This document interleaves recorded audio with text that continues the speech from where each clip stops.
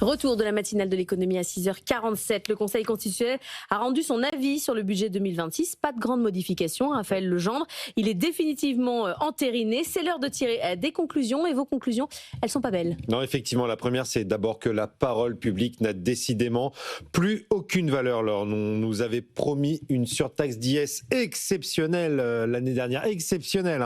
Eh bien, elle revient cette année et on nous dit déjà que ce sera encore le cas l'an prochain. Exceptionnel en France, malheureusement, ça veut dire trop souvent reconductible. C'est une parole trahie.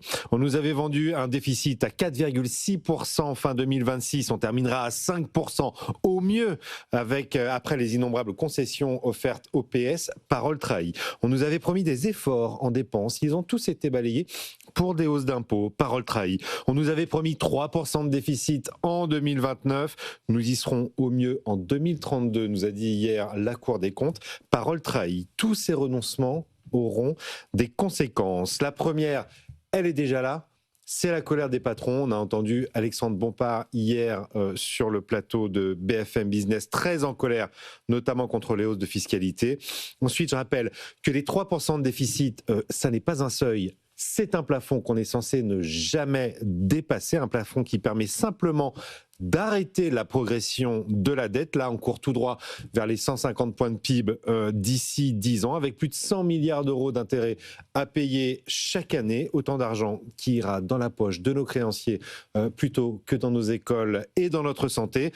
Comme le dit Nicolas Dufourcq depuis quelques jours sur les plateaux, on va payer ces errements pendant une bonne dizaine d'années encore. Oui, mais le gouvernement le répète, il fallait un budget, donc il fallait les sacrifier, ce sont les entreprises. Et puis quand on regarde les taux longs, on se rapproche des 3%, donc finalement ça a baissé.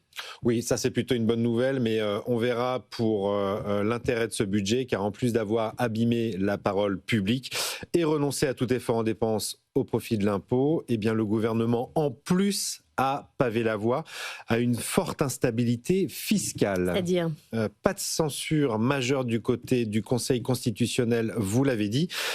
Mais les saisines de Matignon sur les 3 points sensibles en termes de suroptimisation fiscale. Souvenez-vous, sur le pacte Dutreil, sur la taxe holding et sur le régime d'apport-cession. Ces 3 saisines de Matignon ont été faites sans grief. Ça veut dire que le Conseil constitutionnel n'a jugé que la procédure qui a permis l'adoption de ces mesures et pas sur le fond.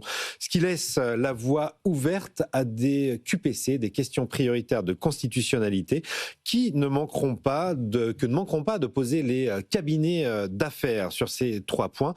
J'avoue, c'est assez incompréhensible que Matignon n'ait pas posé de grief, alors que la motivation du gouvernement était justement d'éviter ce genre de contentieux qui lui a déjà coûté très cher dans d'autres affaires. On pense notamment à la taxe 3%, qui lui avait coûté des milliards il y a une dizaine d'années. Donc encore une parole en l'air.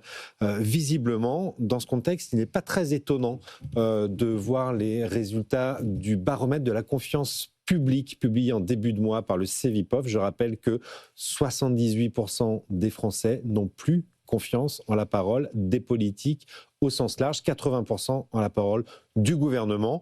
C'est QFD. C'est pareil sur les investisseurs étrangers. Vous avez vu le baromètre de l'AmCham. On a perdu 10 ans en termes d'image auprès des investisseurs américains qui justement louaient notamment la stabilité fiscale. Merci beaucoup Raphaël Legendre.